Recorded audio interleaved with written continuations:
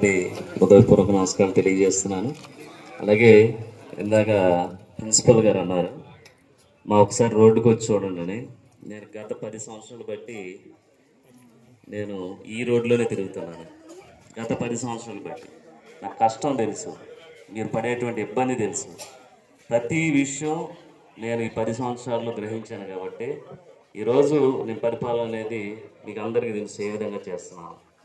నేను గెలిచి 40 రోజుల్లో 40-50 రోజుల్లో అనేకమైన సమస్యలు కూడా పరిష్కరించడం జరిగింది. తక్షణమే ఏదైతే ఇమీడియట్గా జరిగే పనులు కూడా 10-15 సంవత్సరాలు బట్టి ఆగిపోయినటువంటి పనులు కూడా చాలా వేగవంతంగా చేయడం జరిగింది. అలాగే మొన్న పవన్ కళ్యాణ్ గారిని అలాగే చంద్రబాబు నాయుడు గారిని మాకు పంచాయతీ నిధులు కావాలి, మాకు అభివృద్ధి కావాలి, అలాగే మీరు ఏం చేస్తారో తెలియదు, మాకు కావాలని చెప్తే వెంటనే మనకు మీరు ఏది అడిగినా సరే ఇవ్వాలని ఆయన రోజు చెప్పడం జరిగింది. తప్పకుండా మీరు ఏదైతే అనుకుంటున్నారో రోడ్ల విషయం దాని వెంటనే మేము నిధులు కేటాయించి తప్పకుండా రోడ్లు వేసేటువంటి పరిస్థితి ఏర్పడుతుంది. అలాగే ఎన్నికల్లో మేము ఏదైతే హామీ ఇచ్చామో ఇక్కడ ముఖ్యంగా ఇక్కడ హాస్పిటల్, ఇక్కడ ముఖద్వారం ఏజెన్సీ ముఖద్వారం అనేటువంటి హాస్పిటల్ 30 పడకలు ఉన్నటువంటి హాస్పిటల్ను 6 పడకలు చేశారు.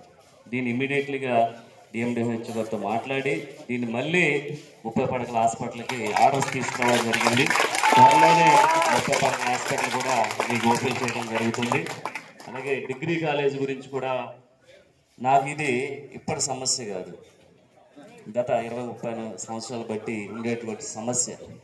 దీనిపై నేను గెలిచిన వెంటనే ఇక్కడ ఉన్నటువంటి ఉన్నత అధికారులతో మాట్లాడితే ల్యాండ్ అక్విజిషన్ చేయాలండి, అది చేస్తే ఇమీడియట్లీగా కాలేజీ వస్తుందని చెప్పడం జరిగింది.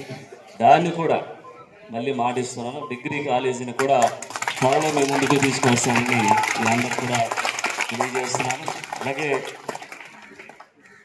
ముఖ్యంగా మీ అందరినీ మర్చిపోకుండా ఉండడానికి ఏంటంటే ఈరోజు పోలవరం నియోజకవర్గంలో మేము గెలిచామంటే కారణం కోయిలగూడెం మండలం.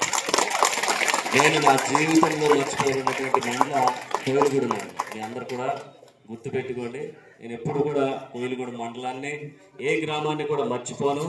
ప్రతి గ్రామంలో సిరి బాలరాజు గారి పని ఉంటుందని ఈ సభాముఖంగా తెలియజేస్తున్నాను. మీ అందరూ కూడా ఈరోజు కోయిలగూడెం మండలం అనేటువంటి మండలంలో ఈరోజు నాకు ఎంతో సహాయ సహకారాలు అందించారు.